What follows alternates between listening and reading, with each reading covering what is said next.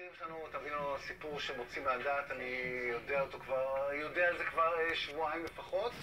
בפארק הירקון התחילו או מנסים לגבות כסף מקבוצות שמתאמנות באופן עצמי. צריך להגיד שהם מנסים לגבות כסף מקבוצות שיש להם מדריכים, כלומר הם באים למדריכים. בעצם הגיע לנו הסיפור הזה על שני מדריכים שזומנו יום אחד במשרדי פארק גני יהושע ואמרו להם, זה החוזה, יש החוזה הראשוני שהם קיבלו וביקשו מהם 1,500 שקלים לחודש על השימוש שהם עושים. ובואו נבין מה הם עושים. הם מאמנים אנשים, זה אתם, נכון חברים? בוקר טוב.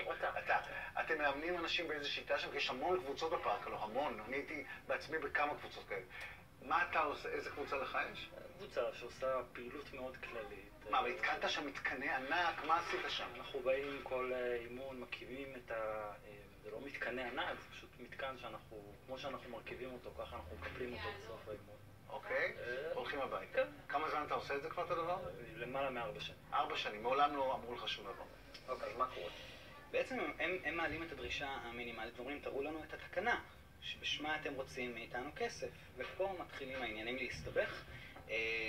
אומרים להם שזה קשור לאיכות הסביבה, שזה קשור לדיני עסקים, המון דברים שלא קשורים. יש לנו התכתבות פנימית של פארק גני יהושע שמדברים עם עצמם ואומרים תחת מה ניקח להם כסף, ובעצם רשום שם, אני אקריא את זה, פעילות ספורטיבית זו מתנהלת בגנים ציבוריים תמורת שלום מעינה בלתי חוקית מבחינת דיני תכנון. יחד עם זאת, הדרך המהירה להילחם בתופעה, כלומר הם תופעה שצריך למגר, הינה דרך מתן דרישה על פי חוק לשמירת הסדר והניקיון. זאת אומרת, הם מנסים למצוא איזה... איך נראה חיים שבו באים ומנסים לגרש אתכם? אני רוצה אבל לשאול רגע, הם לא נמצאים פה כי הם יסרבו לבוא, נכון? זה קשה כמובן, תכף שמי תגובתם. אולי הצדק המסוים, אני מנסה למצוא, שאם כל אחד יבוא ויקים בפארק הירקון, אם זה דוכן לגלידה ועד למין מתקני ספורט, אז אתה יודע, זה פארק יהפוך להיות מקום שבו אנשים שרוצים סתם להסתובב ולא ישמעו מוזיקה בכל מקום, זה יפריע להם, אולי יש צדק מסוים מדברים. אבל הנה, יש גזלנים, יש דברים... אבל יש להם אישור, אני רוצה לענות. אז זו שאלה מצוינת, ועל זה אנחנו נענה עוד פעם. מתקן לגלידה זה רוכלות, זה עסק שהוא מוכר גלידה. התכלית של הספורטק הוא לשמש לרווחת תושבי תל אביב, זה מתקן ציבורי, לשמש לביצוע בין היתר ספורט לחלוטין, בכל הארץ. מה שקורה פה, אנחנו בעצם, אנחנו אומרים, אנחנו לא באנו ואמרנו, אנחנו לא רוצים לשלם. אנחנו אמרנו, אוקיי, זה מה שאתם מציגים לנו, חוזה שאנחנו אומרים לחתום עליו as is. בואו תגידו לנו, מה הנפקות החוקית בעצם לדרישת תשלום? הספורטק הוא תאגיד עירוני שכפוף לדינים של רשויות מקומיות. אם יש איזשהו חוק עזר, תקנה או כל דבר שמסמיך אתכם בעצם לדרוש את התשלום, נשלם. אנחנו אזרחים שומרי חוק. סך הכל האנשים שמתאמנים שם בספורטק, באותה קבוצה, הם ברובם תל אביבים, משלמי ארנונה, הם מחזיקים מן הסתם בכספי המיסים שלהם גם את המתקן הזה. ובסך הכל ביקשנו לדעת, א', אם יש לזה נפקות חוקית, וב', איך נקבע התעריף? כי בימים גשומים נגיד, לא מתאמנים, ימים של אובך, לא מתאמנים. זה צריך לקבל פיצוי מהפארק על זה ש... זה לא שאנחנו גם לוקחים מקום שהוא קבוע. מה נראה עכשיו? תראה, אנחנו בעצם מתחילים איזשהו משא ומתן בעצם, שבסוף הגיע ל-800 שקלים, 1,500, אין מחירון, אין כלום.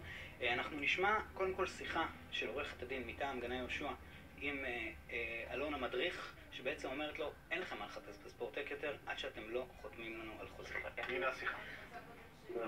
אלון, עורך הדין גני יהושע. אמרתי לך כבר. אלון, תקשיבי טוב. לא יכול לדבר. תקשיבי טוב, תקשיב טוב למשפט שאני אומרת לך. תחסוך מעצמך אי-נעימויות, מהיום אל תקיים פעילויות בספורטק, אנחנו מודיעים לפיקוח ולמנהל הספורטק. לא חתמתם על חוזה, אתם לא העברתם תשלום, אתם לא יכולים לקיים תשלום בספורטק. ואז הם ממשיכים להתאמן, וקורה הדבר הבא. הם באים ומפוצצים את האימון, מה שלנו. אתה לא מתאמן. זה לא יהיה מקום. איפה התעודה שלך? תביא את התעודה. תביא את התעודה, תביא את השוטר, נו. איפה השוטר שקראת לו? איפה? מה אני אעשה? אני אצלם אותך, תראה. תיגע לי במה. תיגע לי במה. ככה בוא, תגעים שתיגע לי במה. כן? או לא תיגע לי? תצלם אותך.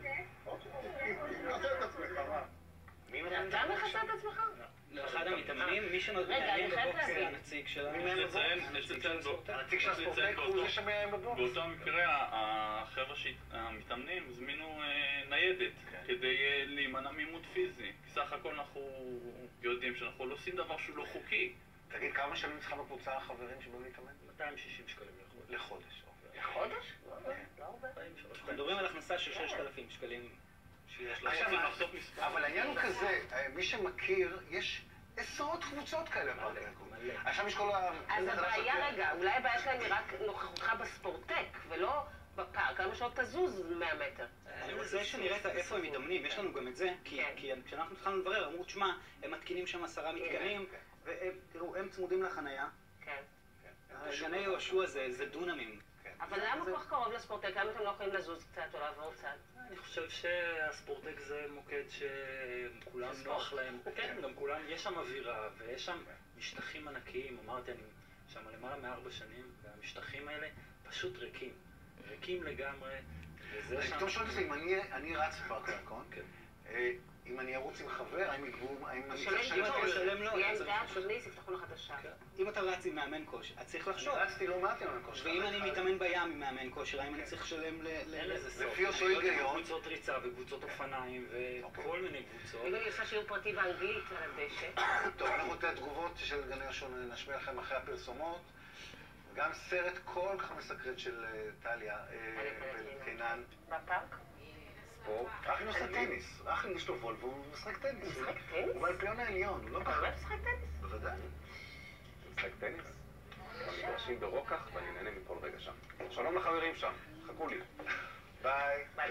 טוב, לפני החדשות הבאנו לכם את סיפור פארק גני יהושע, שבו קבוצה שמתאמנת כבר 4 שנים, פתאום מקבלת בכתב שהיא צריכה לשלם כסף על ההתאמנות שם 1,500 שקלים לחודש, משא ומתן מוביל את זה ל-800 שקלים בחודש, עדיין העורך הדין שיושב כאן לא מצא את הסיבה החוקית למה בכלל צריך לשלם, אתם לא משלמים 200 שקל, נכון? איפה זה עומד לפני שאנחנו מעלים תגובה ואת דובר גני יהושע, איפה זה עומד כרגע מבחינתכם?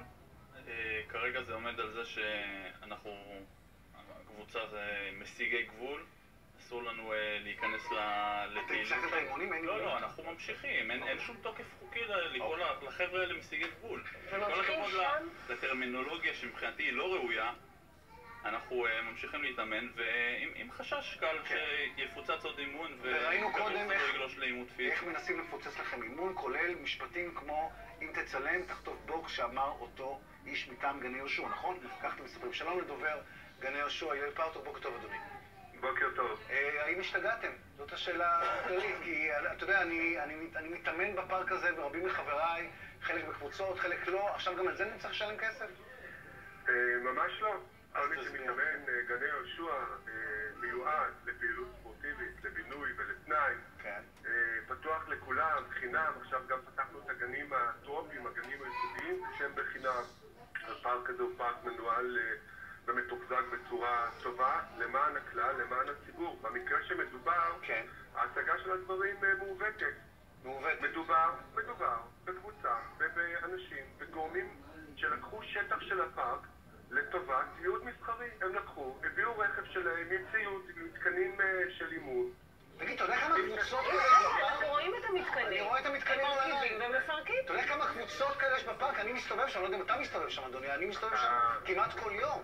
אני מסתובב שם גם אני כל יום, ועם כל הכבוד, אתה לא יכול לקחת שטח ציבורי ולהפוך אותו לשטח שבו אתה מקיים פעילות וגובה ממנה כסף. מתוקף איזה חוק אגב? אין לנו שום בעיה, אני כבר אומר לך, אין לנו שום בעיה שיקיים, שלא יגבה כסף, שלא יעשה את זה מסחרי, שלא יגבה. תגיד, אתה יודע בכמה קבוצות מדובר? אני ממש, אני שומע אותך ואני לא מאמין. יש בפארק הירקון עשרות קבוצות שמתאמנות עם TRX, עם מדריכי כושר, חלק מביאים את זה, חלק מביאים מזרונים, אז כולם צריכים לשלם עכשיו? השקלים האלה שמרוויחים, על זה גם אתה רוצה להרוויח כסף? יש הבדל בין קבוצות שמתאמנות באופן, כמו שאתה מציג את זה, לבין רכב, ויש לנו תמונות של הרכב. אנחנו רואים את זה. מה אכפת לכם מה הם מביאים, מילל? מה אכפת לכם מה הם מביאים איתם?